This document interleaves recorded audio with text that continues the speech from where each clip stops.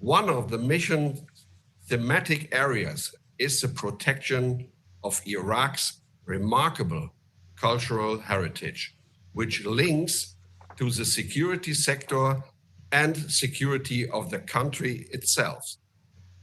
Failure to protect cultural heritage provides terrorists and other criminals with funds. The illegal trafficking in cultural heritage links to corruption, organized crime, terrorism, and violence. Most Iraqi agree that this sort of destruction must stop, since it undermines the national identity of the Iraqi population. Protection of cultural heritage has been integrated into our advisory efforts on countering violent extremism and organized crime.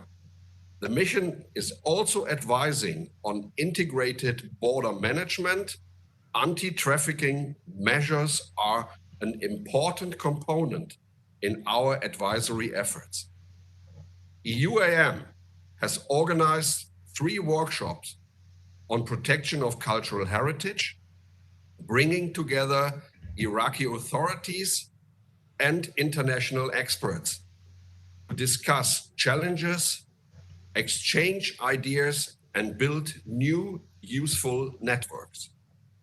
The cooperation amongst Iraqi and international partners such as UNESCO and Interpol is extremely important for the mission. Ladies and gentlemen, I want to wish you a very fruitful and successful conference, and looking forward to a continued dialogue and follow-up discussion after the event. Thank you very much. Thank you for this video. From the first session this morning, we all understand that the EU is embarking on a new security and cultural heritage agenda. The panel that we're going to have this afternoon will discuss the conditions under which this can become possible, the prospects that we have, who can contribute, how, with which partners. So we will start with Tobias Pietz. So the rule of the game is to have 4 minutes each to ask each question, and then we will open the floor as in our other sessions. The first question to you, Tobias, is to know how you see cultural heritage that to be integrated into civilian security and defense civilian crisis management operations of the EU, and in their mandate in particular. What's your analysis so far? Well, thank you very much, Damien. Thank you very much for having me here.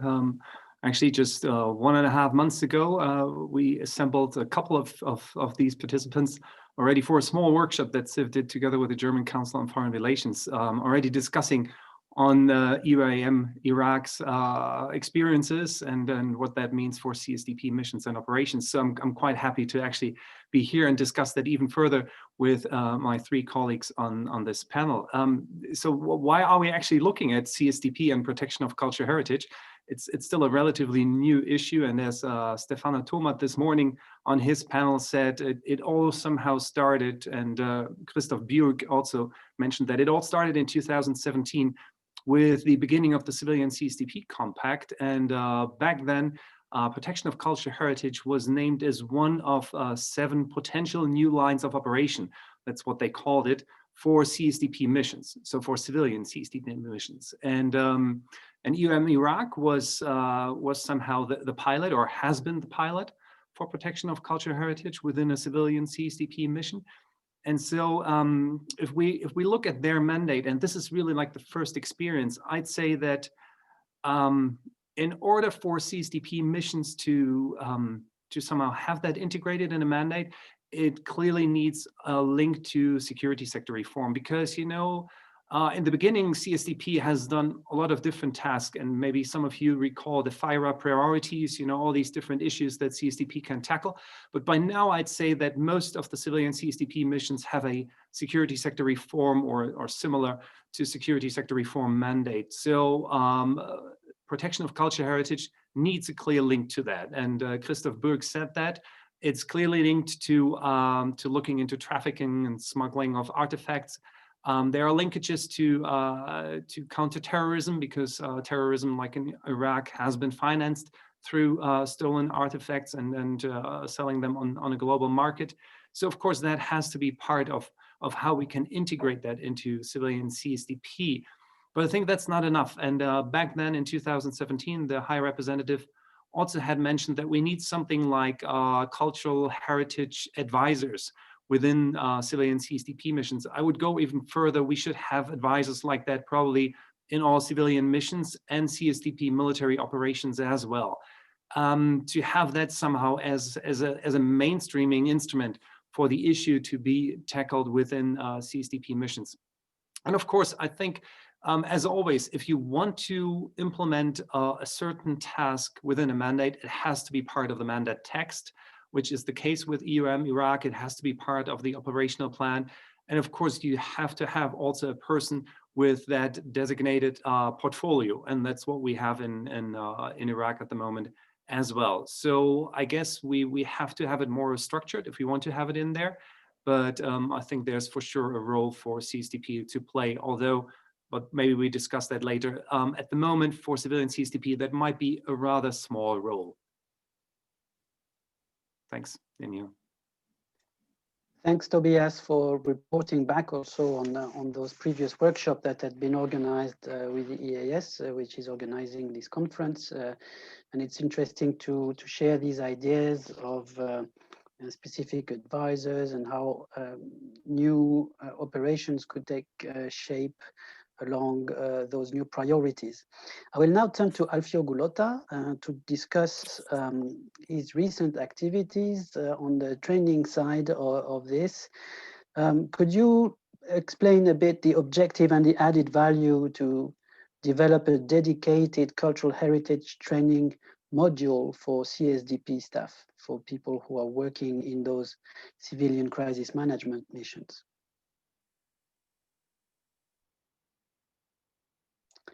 Alfio, I think you are on mute. Hello, Damien, and hello, yes, everybody. Thanks for inviting me, for giving me the opportunity to share some thoughts on the work I'm doing for the European Civilian Training Group and with the Carabinieri. May I start showing a photo? Because of course, it all starts from here. It's somehow related to what Mr. Omar Mohammed told before. It's about linking with the people on the ground.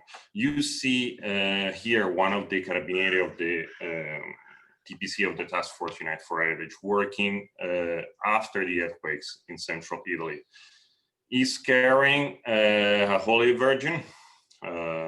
It's a very standard piece. It was built in the thousands during the 30s and the 40s.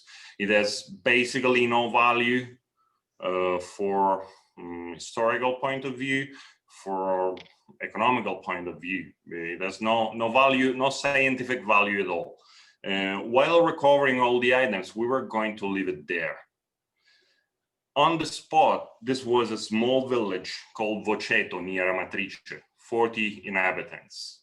While we were working there, an old woman asked us, please collect that statue. My sons were baptized there. There is, you see a small necklace, is an ex-voto. We were not thinking about that at that moment. We were thinking about important pieces. We were thinking about Tintoretto. We were thinking about very valuable pieces. We realized that we were wrong. Working with the people on the spot, we realized that even small items can have a very important spiritual value for a community. So what matters is the red necklace on the statue. Yeah. Exactly. That red necklace is an ex voto. It means someone was praying on that statue, and the prayer was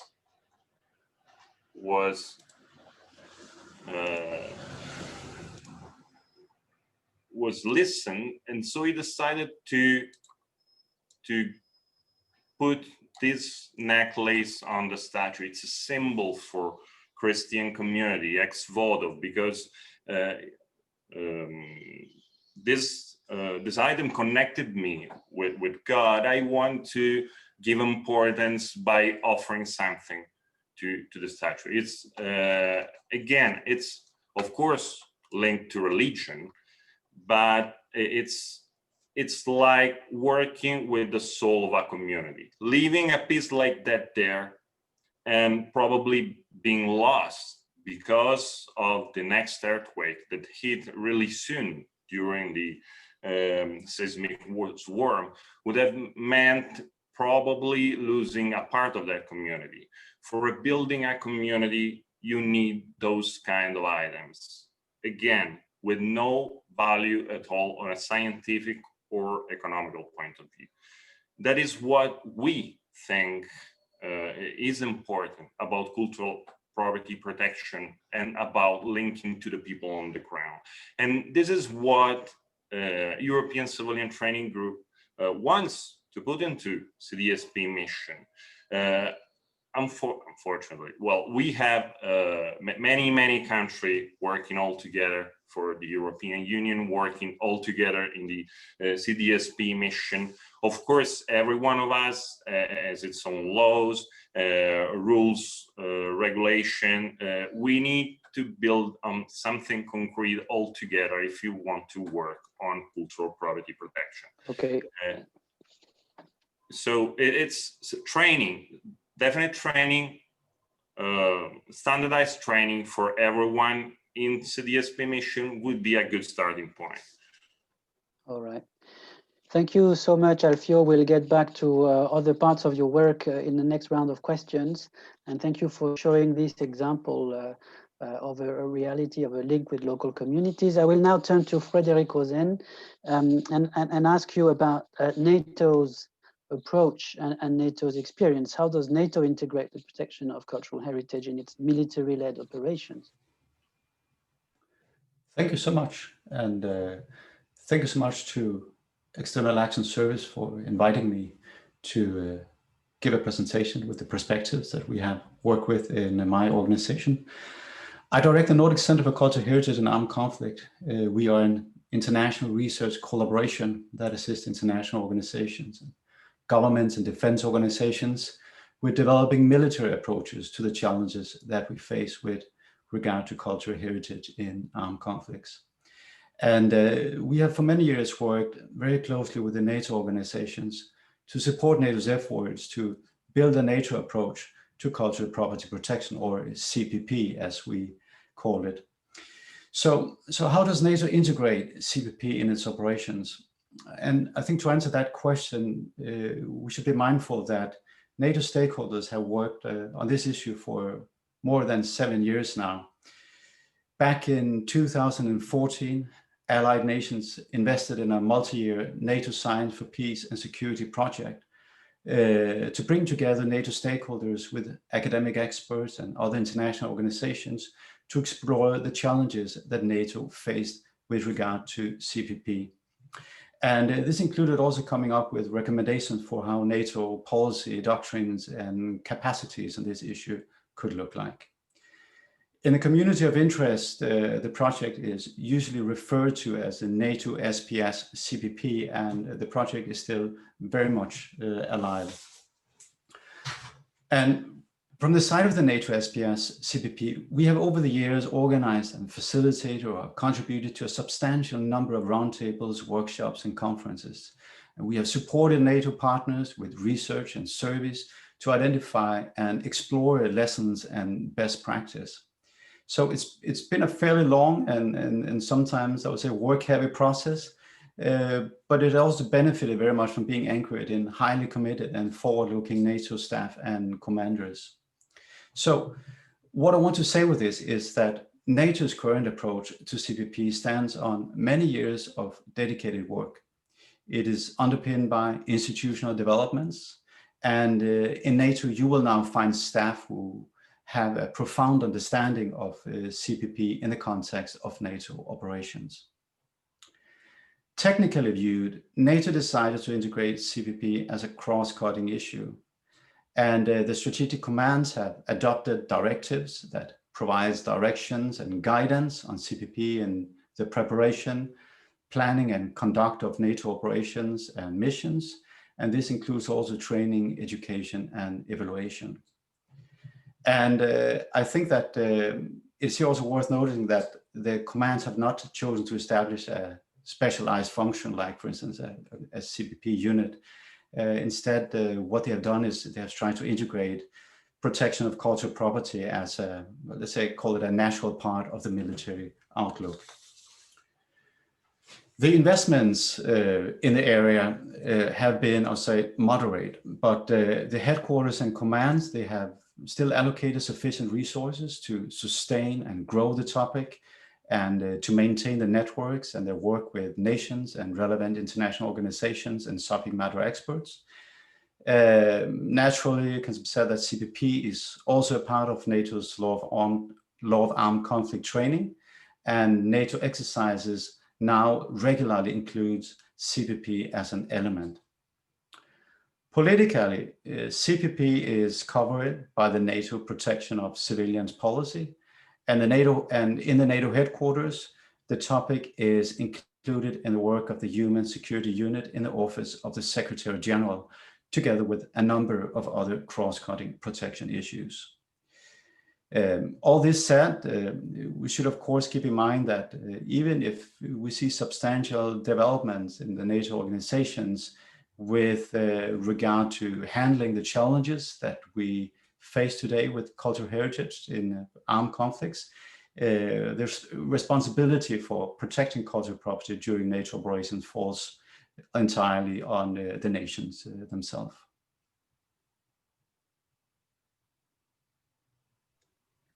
Thanks so much, Frederick, for giving this helicopter view of the NATO setup, and interesting to note that cultural heritage protection is actually embedded at the top level of the organization, something maybe to also reflect for the European Union experience.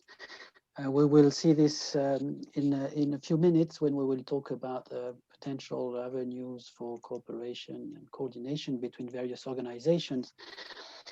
Sophie Ravier from Mali, you're joining us to talk about how the UN integrates cultural heritage in its peacekeeping operations. You've been working in the headquarters in New York as much as in peacekeeping operations, so it would be interesting to hear what you've learned from this experience in terms of mandates, doctrine, but also implementation on the ground. Thank you. I hope you all hear me well this time. Yes, so indeed, thank you. So indeed, I've been working also with MINUSMA on that issue. I just want to start reminding everyone that UN peace operations are part of the UN Secretariat. So the word secretariat is important because basically we are only doing what we are told to do, and this is by the UN Security Council. So anything peace operations can do is based on our mandate. So in 2013, for the first time, indeed, the issue of cultural protection, cultural heritage, support for cultural preservation was actually the title of a paragraph, was in MINUSMA mandate as its startup. Mainly because of the destruction of the Timbuktu mausoleums, which is still a World Heritage Site, as well as burning of manuscripts, which were widely covered by the media. So it was a new issue per se for mandate in peacekeeping, but in the UN, actually, there is an environmental policy for UN field missions that has been promulgated in 2009, where the issue of cultural preservation appeared. So when MINUSMA was deployed, both environment and culture basically were integrated in the same unit, because there was that link with the environment. I have to say that in MINUSMA's mandate, if you look at it back in 2013, there were two paragraphs, one indeed more related to the mandate per se in terms of protection, together with UNESCO, which is very important to mention, and Malian authorities were also mentioned. The second paragraph was linked to the environmental footprint and more to how our own operations are behaving in the vicinity of historical and cultural sites. Now with that, what do we do? Because it was new, what do we do on the ground? As it was mentioned, we had to work with UNESCO, and UNESCO has an office in Mali. It's very important, so we work as an integrated mission. And so UNESCO has a lead on culture. It was no intention, and it will never be the intention of UN peacekeeping to take the lead on an issue where we don't have the expertise. The other very important point is the fact that the Malian authorities are also the one who, with UNESCO, are working together on that issue, and we were there to support. So very early on, we developed a cooperation strategy with UNESCO and the Malians, and that targeted maybe three aspects. So the training aspect, mainly of our personnel. And so within 3 years after we got deployed, we trained more than 3,000 personnel, police, military, civilians. And these training modules were developed by UNESCO, which is important. And they also developed a passport with pictures and coordinates of the heritage sites, which were given to our colleagues. The second point of cooperation was on logistical and security support, mainly on rehabilitation projects, which were agreed by the Paris within the Paris Action Plan in February 2013, together with Mali. So again, which is very important, whatever we've been doing, it's always in cooperation with the authorities and UNESCO. And on that, we, for instance, flew people from Bamako to the different regions. Mali is very big, there are some security threats. So we provided around, again, within 3 years, 720 seats for experts to go. And within 2 years, all 14 Timbuktu mausoleums were rebuilt, for instance. The other point was on communication, of course, how we would, discuss about this issue with internal and external partners. I already used my 4 minutes. Yes, you're very close to them, yes. Okay. So just I wanted to say that we also use internal capacity, like engineering or geographical information system, for instance, to update the GPS coordinates of the Malian sites too, so that we know better where they are.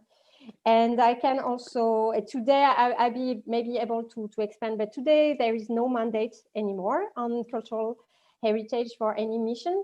However, we've been integrating that aspect by using the environment strategy, which all missions have to do. And it's, I think, like our colleague mentioned, we are really focusing on training aspects so that everyone knows what cultural heritage protection means when we're deployed. Over. Thank you very much, Sophie. A lot to say, obviously, about those experiences. And we knew it would be a challenge, but thanks for making the efforts. Very much appreciated. We'll have the opportunity to get back to a number of other points in the Q&A session.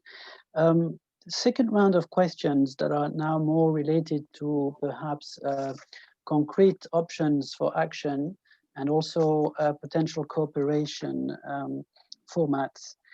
Tobias, building on the experience of the workshop and on what you've just said before about, thinking of having specific advisors or how to shape the next versions or editions of civilian crisis management missions of the EU, How do you see the future? What your recommendations were brought up in the workshop, and you as experts, how do you see the next steps for the EU to actually implement its new framework that we have mentioned this morning? Thank you very much, Damien, and thank you also very much, Sophie, for actually showing how the UN is integrating the issue into peace operations, because I think there are a lot of lessons to identify and to learn also for the EU how to tackle that, you know, with different agencies and programs dealing maybe with certain aspects and how to put that under one roof. How to go forward. I mean, during the workshop, Damien, we discussed really a lot about CSDP missions, and I think we should discuss it, you know, about CSDP missions and operations, but then also, you know, looking into like the more global EU approach, you know, what could Team EU or One EU do? And I think that Guillaume Decaux probably can tell us much more about that, because he's been in charge also looking into a concept for the EU when it comes to protection of cultural heritage. But when we're talking about CSDP missions, and let me start with the civilian CSDP missions, during the workshop, we have been discussing whether or not it should be cross-cutting, or if there maybe should be even a solely dedicated civilian CSDP mission dealing with the protection of cultural heritage. And back then, you know, we were also discussing whether or not Yemen, you know, in the future, whatever, you know, the conflict and hopefully also a peace process in the near future will bring, but maybe Yemen could, you know, being a good pilot for the European Union to use the instrument of CSDP in concert together with other actors and other activities. But the thing is, even though I guess many people could say that's something that the EU would like to do, I'm not sure whether a civilian CSDP mission would be the right instrument at the moment, because honestly, I think we have a general issue with civilian CSDP that we have been lacking member states' support and commitment. So actually CSDP, you know, the compact is very much about getting more member states back into CSDP and getting them more committed. And so I think also the new lines of operation are, you know, part of showing that CSDP is open for other areas to cooperate, to mainstream, to cross-cut with other actors within the EU.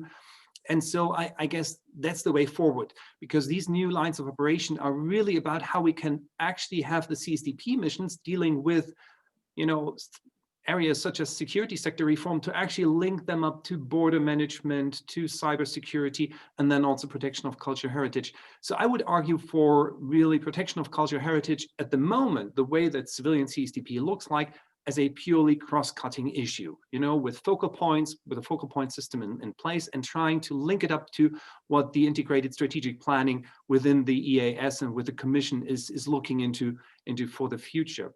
But the thing is, we also, and I've seen that also in the chat, people asking, what about physical protection? And, you know, in the first session, I actually also asked Stefano Tomat about, you know, what about the operations? What about physical protection? And he was a little bit hesitant about that. And I can totally understand it, but that question will come up over and over again. So we really have to think, what can we do? What kind of expertise, what kind of resources do we have? We have the Carabinieri, that's it. Honestly, the Carabinieri is really probably like the one thing we have, you know, as a half military, half police unit, which can actually and has experience also with protecting some sides of cultural heritage. But, you know, in general, people will ask us this question, and we need to have an answer as European Union, what we do with physical protection of cultural heritage in the future. So I guess that will be what the EU has to look into. And of course, you know, when we're looking into what Sophie was talking about, I would always argue, if you don't have enough resources or expertise, but you have really key expertise, then maybe provide it in a modular way to existing UN peace operations and say, you know, we have a unit of Carabinieri, we have a unit, you know, of other experts on cultural heritage, and then we put it into an existing mission or, you know, into what the UNESCO is doing within an operation. So I'd say really cross-cutting and integrating it within the European and the United Nations framework. Thank you. Thank you, Tobias. So definitely a multilateral approach, a cross-cutting one. Also, we heard from the UN experience that having cultural heritage protection in a mandate is not cast in stone. It can change, it can disappear. and it's a fluctuant agenda. I think the point on physical protection is well taken. We see on the chat that there are lively debates on the role of people in uniforms vis-à-vis cultural heritage. We're all aware that it is a sensitive topic. It seems the question of embedding this agenda in the administrative and institutional structures is a constant challenge. So we noted this morning there's political will. The question will be perhaps to avoid that cultural heritage protection becomes some sort of a hot potato that everybody is passing to one another, saying that, you know, they don't have a specific mandate. So probably one challenge to monitor in the future. Alfio, on the basis of your experience as Carabinieri, because we mentioned first your hat of a trainer for the European colleagues, but as Carabinieri, what would you take away from your experience to bring to the EU level, in looking at what we've discussed until now? Well, thanks, Tobias, for citing us as the only option. We're not the only option, luckily enough. We're not anymore the only option. That is my experience. That is the experience of the Carabinieri. We've been doing this for 50 years. We were the first, and we've trained police forces all over the world for cultural property protection, but it's not enough. I mean, the important thing is what the country is doing for their own cultural property. What we've been saying for years now is that it's about will. Do you want to contrast trafficking on cultural property, or you don't want? It's a yes or no question. You want to do it, you need someone that specifically does that. We work because we do only that. And that is what we're trying to do with the colleagues we're meeting all over the world and which we are training. We foster the creation of specialized unit like us, not military by force, but police unit that works only on cultural property protection. Because in my experience as a policeman, if you have cultural property protection to deal with and another crime, the other crime comes before. But if you do only that, if you're specialized on doing only that, then it can work. So if there is the need, and there is the need, because the people want it, because it's important for the people to protect cultural property, then you have to have someone working only on that with the aim to protect what it's now in place and recover what it has disappeared. That is our work. Contrasting trafficking means finding Italian pieces abroad and foreign pieces in Italy. We try to bring back the Italian items to Italy and trying to give back the items to Iraq or other countries that are losing them because of the situation and because of the traffic, because it's a crime. There are organized criminal organizations all over the world working on this. In the last years, it has come to light because it was found as a source for funding for terrorism.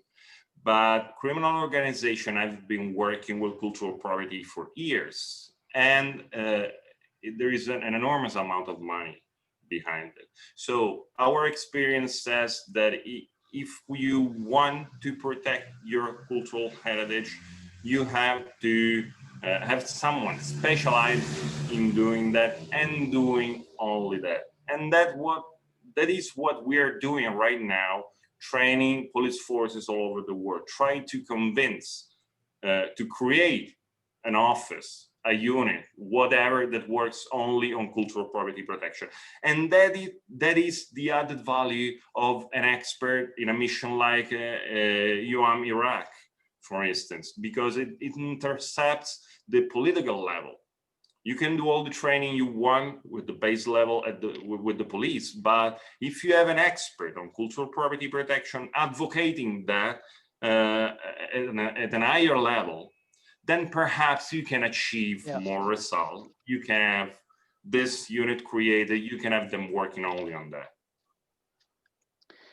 Thanks, Alfio. I think we have a very interesting debate here, and in a way, there's probably no clear answer to it. It's probably not either or, but probably both. We need both specialized structures to make the case for mainstreaming.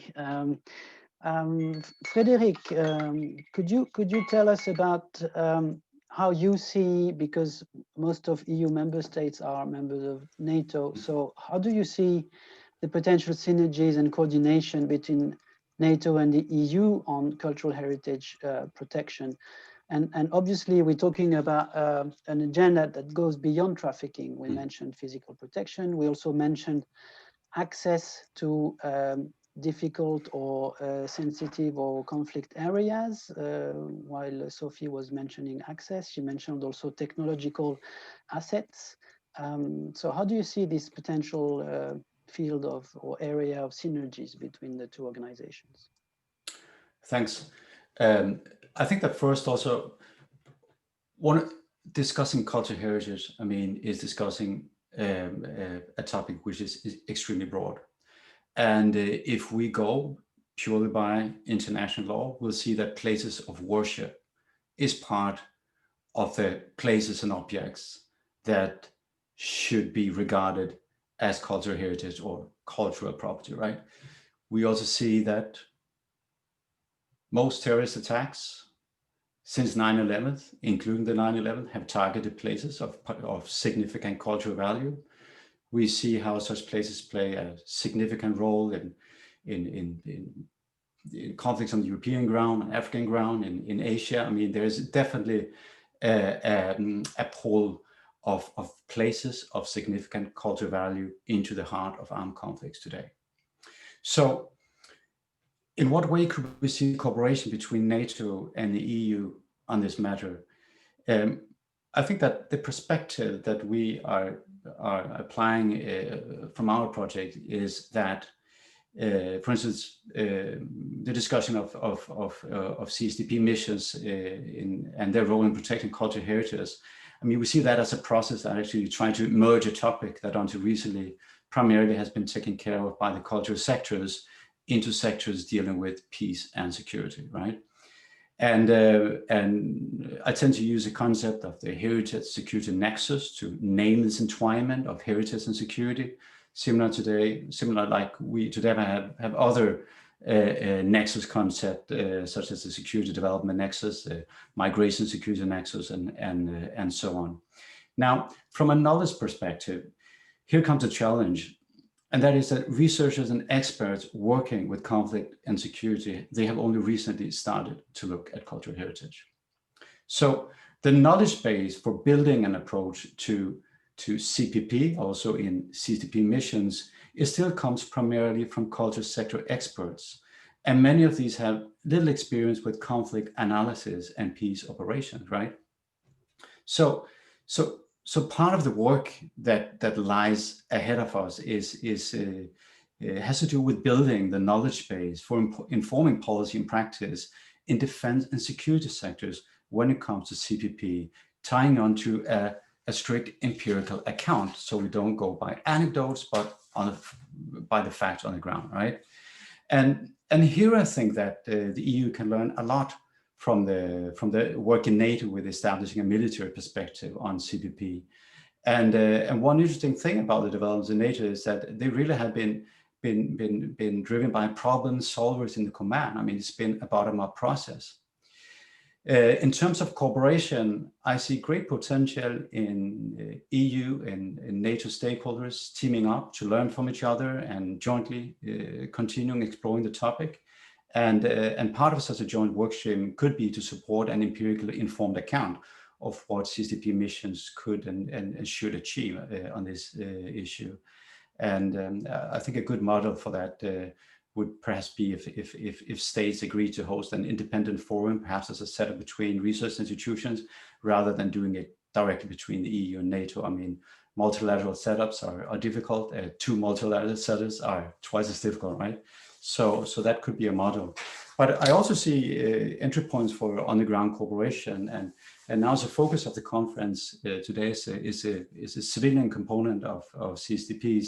It's of course important to notice that NATO's approach is a military approach and may not be transferable to the CSDPs without modifications. But we may also see that NATO and EU approach the heritage security nexus from the military and civilian side, respectively, right? And that offers good opportunities for complementary actions as well as joint actions where activities might overlap, like NATO stability policing and EU police missions. Because I think that many of the tasks associated with cultural property protection during and in the aftermath of conflict, it has to do with fighting crimes and safeguarding sites and perhaps supporting forensic investigations of crimes against cultural property. And in violent and impermissible environment, I mean, such tasks fall somewhere between the military and the police. And for instance, with an example from MINUSMA is that peacekeepers they provided security coverage for the International Criminal Court investigations into the crimes against cultural property in Mali. And I think that example could provide a model for a joint NATO-EU concept for support to prosecutors from national or international judicial bodies. Thanks very much, Frédéric, for digging into more detailed and complex aspects of the topic. You mentioned the legal dimension. I think we should go back to that later in this panel. You also mentioned the differences between various organizations, and we discussed when preparing this session with Sophie what is policing in one organization and what is peacekeeping in another.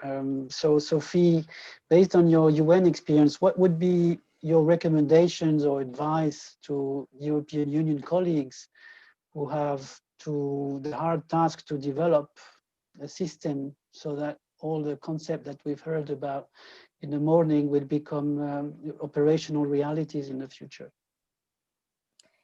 Thank you. Yeah, I guess, yes, UN peacekeeping operations are a mix of Alfio's, Frédéric's, and Tobias, the civilian, the military, and the police side. So indeed, what I should reinforce is peace enforcement, like Frédéric mentioned, for NATO is different from peacekeeping. So when, for instance, MINUSMA deployed, the destruction was already there. So the mandate of protecting then was not really matching our reality on the ground.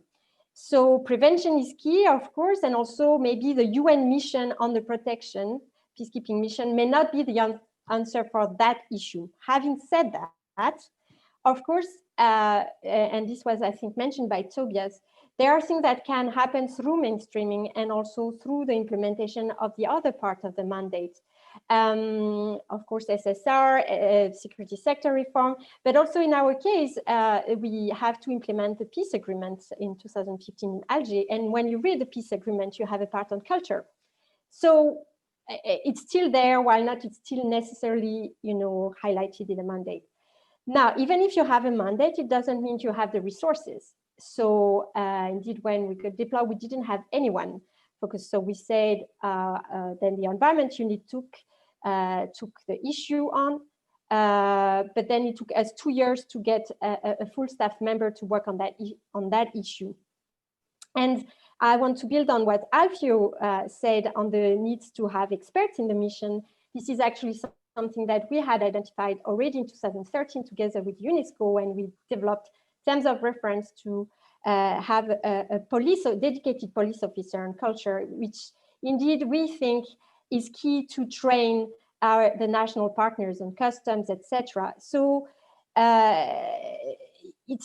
importance of training people prior deployment is good, but also the importance to train national partners. And again, to talking about EU, I know it's not necessarily about the civilian missions, but to again take the example of Mali, we do have 2 EU missions here, the UCAP, they're training police, Malian police, and the EUTM, which is training the military. It would be good to add that issue in that curriculum.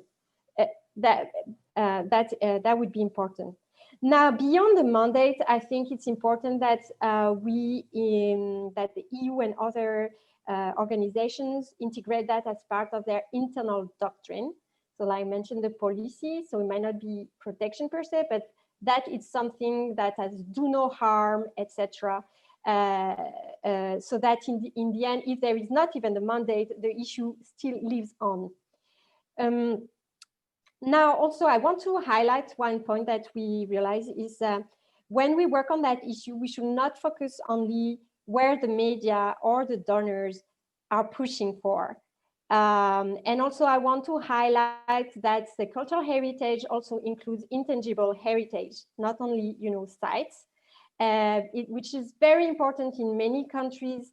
That means dance, music, in some areas, these arts are not, when you have occupants, they are not allowed to be used. And this is very important to support, the local communities and the authorities and to protect that intangible heritage. And when I go back to the focus is, of course, for instance, of Mali, everyone in the world knows Timbuktu, but you had cultural heritage elsewhere, which were at risk of destruction or of disappearing. And that also creates frustration with the other inhabitants. Like there's not only Timbuktu in Mali.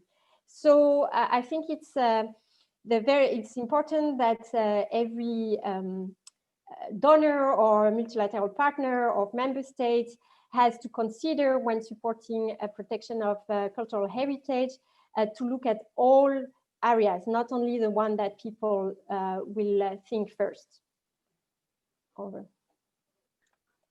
Fantastic, thank you so much. I mean, you had started your speech, Sophie, mentioning the link between environment and culture in the MINUSMA mandate. You finished with a point on external communications. That in EU jargon, people in Brussels would connect with what they call public diplomacy at the moment. So it's very fashionable to speak of public diplomacy, and I think that this is a very valuable point as well for EU policymakers. I would like to thank the audience for their patience because we went through two rounds of questions, but I found that very important and useful to have all the perspectives from the various organizations, but also all the experience from our speakers. We have one question from Eric Klein, UNESCO Specialist Advisor on the Protection of Cultural Property in the event of armed conflict. And the question is about the importance of civil-military coordination mechanisms. What is the EU view on a civil-military doctrine and establishing a coordination mechanism for cultural heritage protection, cultural property protection? So I would like to throw this back to you, even if you are not EU experts, but I'm sure you all have dealt with civil-military coordination, and I would like to invite you to reflect with us on this topic. Who would like to start? Well, I can start if that's yes. Thank you, Tobias, for volunteering. Yeah, although, of course, I'm not speaking for the EU. I don't know. Maybe Guillaume can actually come in on this issue, because I totally agree, and I had that already in my previous contribution, that we really have to have an integrated civil-military approach on CSDP, and that is not only the case with the protection of cultural heritage, but in my opinion, that's really needed for everything the EU is doing. Because, Sophie was referring to the three of us as civilian, police, and military, because Sophie is working in a multi-dimensional peace operation. It's a multi-dimensional peace operation, which means you always have, depending on the mandate, a mix of all three under one civilian SRSG, and I think that's something that we should aim for, to have that integrated approach. And I'm not sure if the EU is following that path. We would need an integrated civil military headquarter also, instead of CPCC, MPCC, and all that funny acronyms we have at the moment. And of course, we need then also a civil military doctrine that comes along with, everything the EU wants to do on external action and crisis management. And I don't know, I mean, we have the process of the strategic compass. And maybe we will see some bigger structural changes also related to CSDP. But I mean, at the moment we have two processes when it comes to cultural heritage and what the EU is doing, and they were both mentioned. The one thing is that really just on the level of civilian CSDP, there's currently the drafting and discussion process going on a mini concept on defining, you know, in a very focused way of what could be the advantages or disadvantages of having that, you know, as part of a civilian CSDP mission. And I think it's really important to go wider, and that is where, you know, then the planned EU concept comes into play, where you really have not only the European External Action Service, civil and military, but also the Commission. And because, you know, the Commission is the elephant in the room, the Commission is doing so much more on cultural heritage, also when it comes to resources and funds, than, you know, what CSDP is doing. So we need an integrated approach and an EU concept on that. That's even more important than the civil military doctrine on protection of cultural heritage. We have to have that big concept. And I know that just 2 weeks ago or so, there was a first note or draft discussed with member states, and it seems that member states are quite open to have an integrated concept for the EU on that. But it's still a long way, I'd say. Thanks. Thanks, Tobias. And indeed, coherent, integrated approach. And certainly we all know that there's no monopoly of the security topic among EU institutions. Large DGs like DEFCO actually fund large programs in the security field in various countries. So indeed, it's about a coherent approach among various components of EU institutions. Who would like to also pick up this question of civil military coordination? I'm looking at Frédéric, Alfio, Sophie. Well, no enthusiasm. I see some smile. No. Frédéric, yes. From my perspective, what I can say is that the European Civilian Training Group asked me to liaise with the European Military Training Group because they also have to create or enhance the training for cultural property protection, even on the military side. So there is definitely the knowledge of the need to coordinate civilian and military effort in cultural property protection.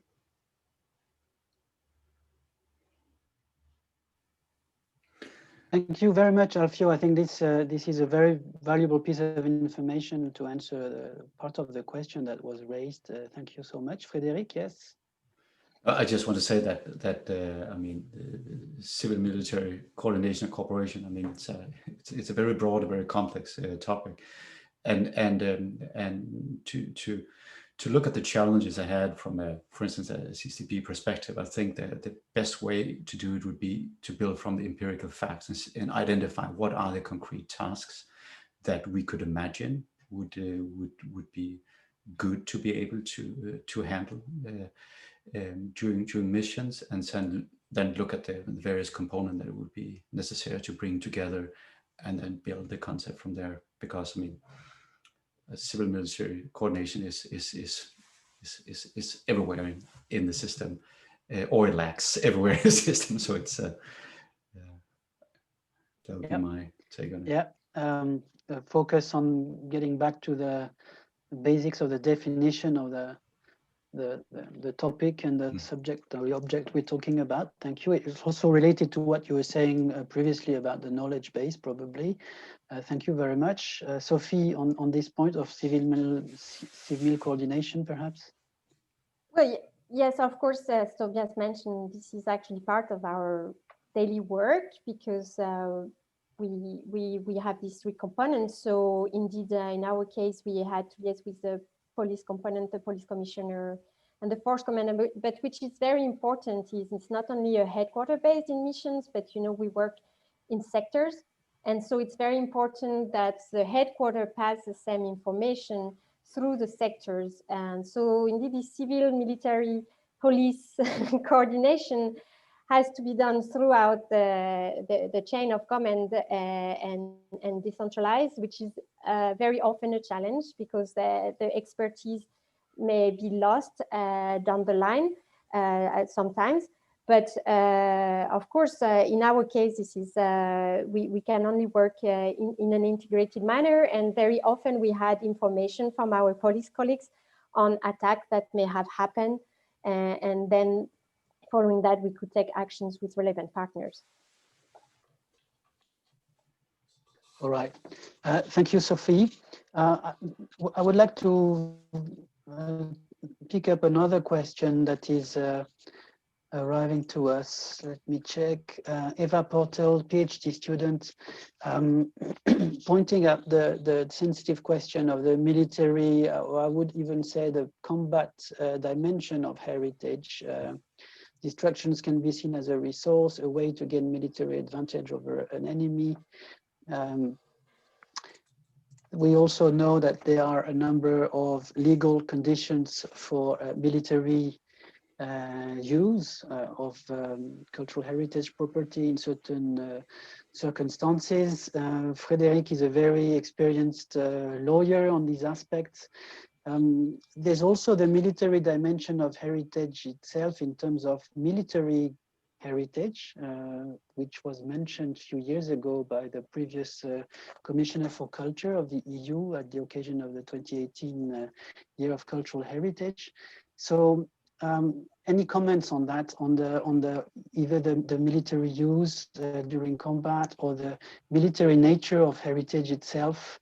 There's also a military culture in a way. So how do we factor that in the future work of the European Union? Frédéric, would you like to start as a very knowledgeable lawyer on all these? Well, I'm a political scientist, but I did try to read up on the law a bit, and we have a comprehensive international legal regime setting out rules and obligations for the conduct of military operations in areas where you have cultural heritage. And we have some very rich and very technical academic discussions about that.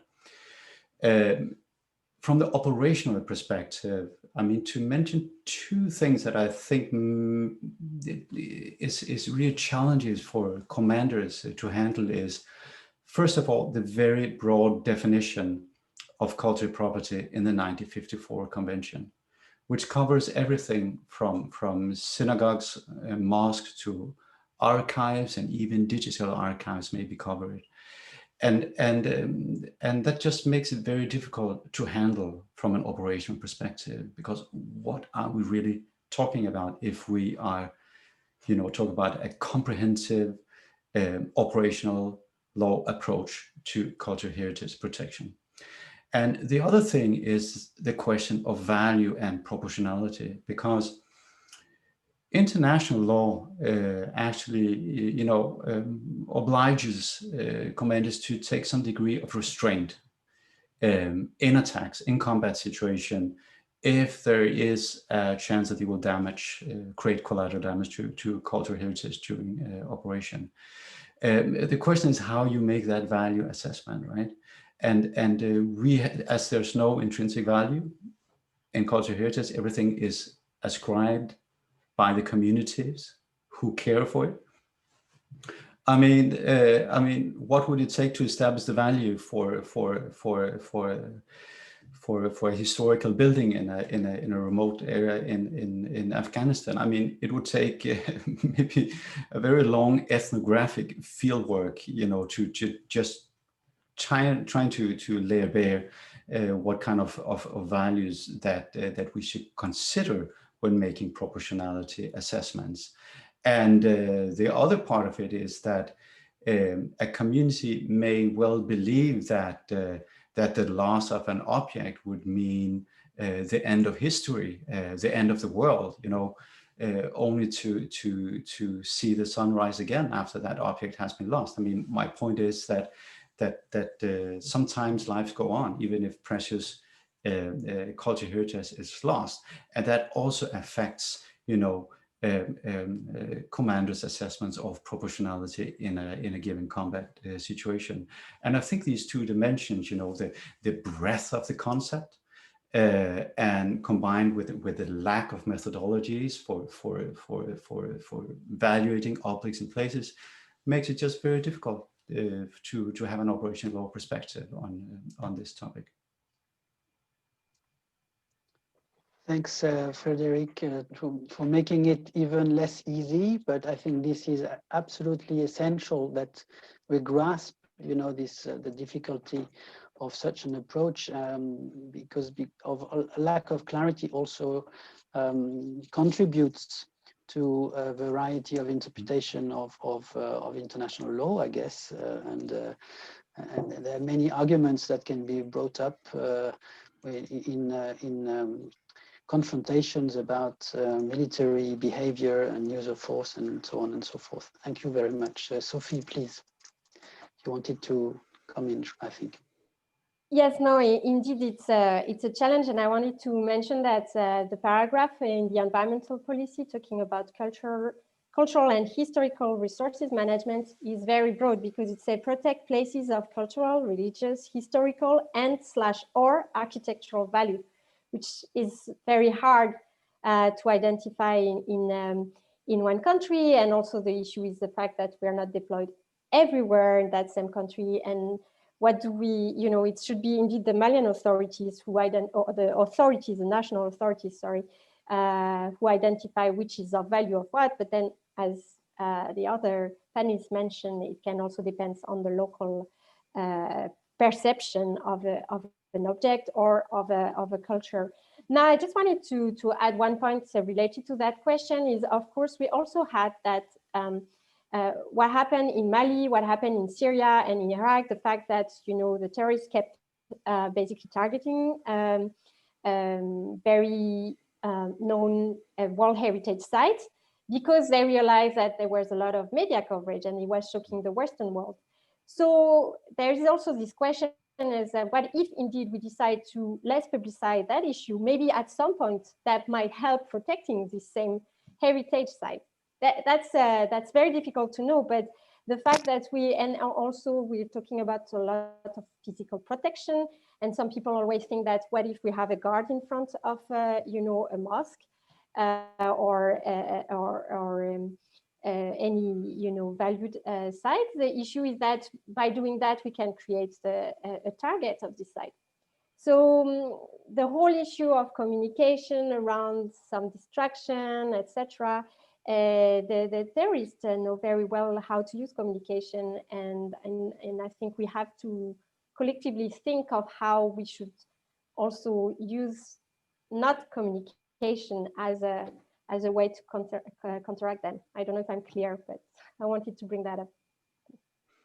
Thanks, and certainly hybrid warfare or asymmetric conflict do not help in that regard when you know, formal military forces are constrained with actually quite strict international legal frameworks, and the forces they have against them or in front of them do not absolutely abide to the same rules. So indeed, there's a huge challenge here. Alfio, would you like to comment on the military dimension that was brought up earlier? I think that Sophie and Frederick already said all the necessary things to say. That it's of course is an issue. Of course, there are international rules that have to be abide. For instance, the Hague Convention. So, but there are exceptions to military destruction, to cultural property destruction, even in the Hague Convention. So it's a very complicated issue, but it's analyzed by, I think, every military force in the world. Yeah. No, thank you, Alfio, for this very honest response as well. There is one last question that is for Sophie, I think, coming from our very active participant, Mrs. Laurent, on Mali, which is on the role of security forces to protect those who actually work to rebuild or protect cultural heritage properties. So the question is, what protection do you provide to local builders involved in cultural preservation and reconstruction in conflict areas in Mali? So I think that's an interesting question, linking up the security aspect with the communities and the local inhabitants aspect that we had delved upon earlier. Yeah, I will put back when this happened in Timbuktu, and I should recall it was between 2013 and 2015. So at that time, you know, Timbuktu was a bit calmer. Well, even though there was a suicide attack in the city, but compared to the situation today, which is a little bit more tense, but most of the rehabilitation works happened at that time. So I should first basically explain that it was really based on the local wish to have all the mausoleums rebuilt. And also it's the local builders and the traditional mason who were using old techniques.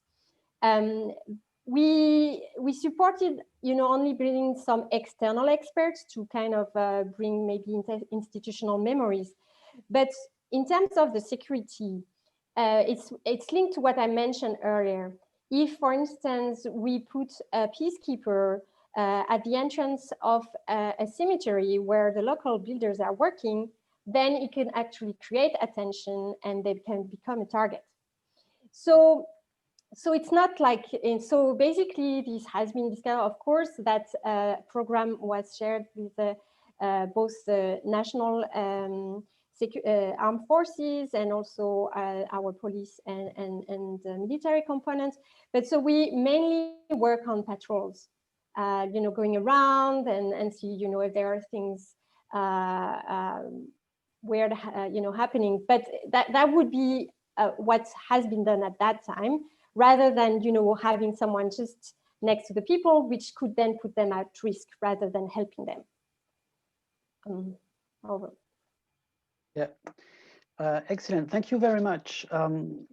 I suggest we start to wrap up. It has been a long day since this morning when we opened the conference. Unless there are final words from some of our panelists, would you like to, is there a burning idea or recommendations you want to share with all of us?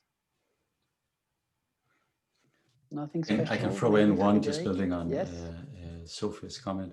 I think that one of the perhaps greatest challenges that we're facing is the paradox that the more we speak about cultural heritage and its protection, the more likely it is to become an object of attack. So the iconic attacks in recent time, from Bamiyan to over Mali to Palmyra in Syria, have all been kind of a part of an, I would almost call it international dialogue. But before these attacks happened, there was substantial international attention to these sites, condemning destruction.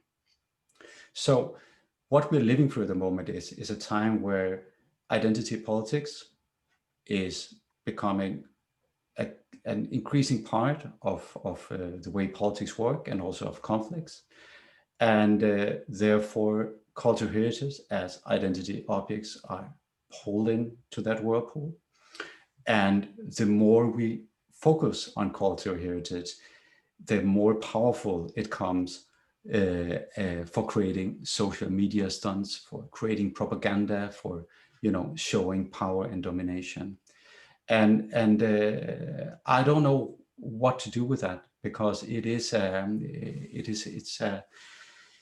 something that almost seems to spiral out of control. I mean, I was sitting in NATO headquarters for a conference on cultural property the evening Notre Dame started to burn. And we all thought this was a terrorist attack, right? Because it would fit the patterns of attacks on culturally important sites and places of worship. So it could have been a targeted attack. But it wasn't. It wasn't, and there has been no evidence. But what if it had been, and what if it had been accompanied by cyber attacks and social media propaganda and so on and so forth? It's get very complex, but the complexity is also really created by the power that we as the international community put into these sites and put into these objects. And I think that is kind of a strategic discussion, a discussion of the most strategic level of cultural heritage and its protection that needs to be part of EU's approach to it as well. The best thing is to create a brilliant protection system without ever mentioning it. So yeah, thanks for inviting me. Thanks, Frederic, for your sharing your doubts on the explicit or implicit strategic approach. That's a very interesting and I would say thought-provoking conclusion on your side. I will say just a few words on what was discussed in this session. We went from the definition of the tasks that are at hand of security operations to the discussions on the rules that are applied in conflict areas for civilian and military actors. We discussed access, we discussed physical protection and trafficking, whether cultural heritage protection should be a cross-cutting priority or whether it should be embedded in specialized structures or both. We compared the experience of various international organizations, showing that each has something to learn from the other. And probably that's one of the takeaways. It's that the EU, who is busy, and Guillaume will tell us about this in a second when concluding, the EU is busy reflecting on adopting the best approach on this. But certainly, I think this session has been extremely useful and valuable to nurture this EU reflection process. And I look forward to follow up debates and workshops with you all to actually refine and make it even more sophisticated on the EU side. Guillaume, thank you for joining us for closing the first day of the conference to our panelists. Many thanks, Damien. I was always here to look at and follow the discussion. Thanks to all of you, Alfio, Frederic, Tobias, and Sophie, for this really excellent debate and really fruitful debate. I'm sorry, Tobias, I would have loved to intervene, but I try to apply the principle of neutrality and keep being on the organization team. But I would be delighted to pursue the discussion. Damien was absolutely right. We have an amazing day today of discussion from the political stage in which Commissioner Gabriel, Csdp Borrell, Minister Munchafering provide their political guidance. We have a macro and micro level of guidance. And I guess you're right. Inside the European Union, we are quite busy to try to define a new way of thinking how we might use or see or put cultural heritage as a new way to think the triple nexus of humanitarian peace and development. And we have a lot of thinking, cooking, we have a lot of process, and all the debates you have today are of tremendous importance for us to know how we will assess for the future the design that we want to have. For instance, our CSDP civilian mission and operation, and thanks to what you said, Sophie and Frederic, for United Nations peacekeeping operation and NATO operation, and Tobias, what you said for the CSDP of tremendous importance. The insight we have with Iraq is also very important for us, and we have a vivid example of a very complex situation on how we can see cultural heritage. And we saw all the complexity of cultural heritage, and we have very vivid debate about the implication of international community and the diplomacy. Really kind to have the words this morning from all our director, Henriette Guéguer, Stefano Tomat, and Louise Oxen, to provide the guidance on how we might choose this new multi-annual financial framework for the 7 coming years. I'm really glad to see that cultural heritage will be high on the agenda. And it's up to us to see how we want to design it and implement it. And implement it through the macro insight that we have with Alif, ICROM, and UNIC. We have some tools here. We have the UNESCO Fund, but we have a lot of other flexible organization. And I'm really happy because this day was exceptional to see all the palettes, like we say in French, that we have has really experts and organizations that are here to help us to build something at the European Union level and to work for cultural heritage and people. To close this day, I think it's really that come from the debates. It's a question of people and peace at the end, and we need always to remember that we are here to support peace, because at the end there is human security. And I really heard this word several times, and it's really something I value and I want to repeat here. For tomorrow morning, we will have two sessions.